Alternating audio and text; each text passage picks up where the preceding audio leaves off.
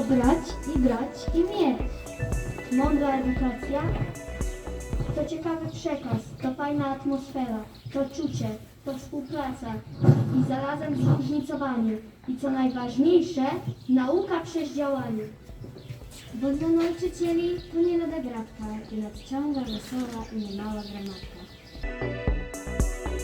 Bardzo się cieszymy, że poprzednia Rada Rodziców była na tyle aktywna, a pani Bogusia Dawidziak po prostu złożyła taki wniosek, była wnioskodawczynią, to dzięki jej staraniom też mamy dzisiaj szansę skorzystać z tego nowego obiektu.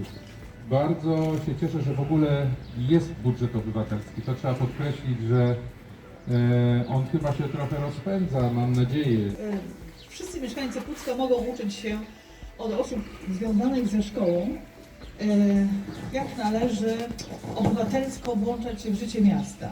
Prowadząca dzisiaj pani Iza Pil jest autorką dwóch takich właśnie realizacji, znaczy może nie z autorką realizacji, ale pomysłodawczynią, wnioskodawczynią dwóch ciekawych rzeczy. Myślę o przedszkolu samorządowym i o tym, dlaczego pięknego na osiedlu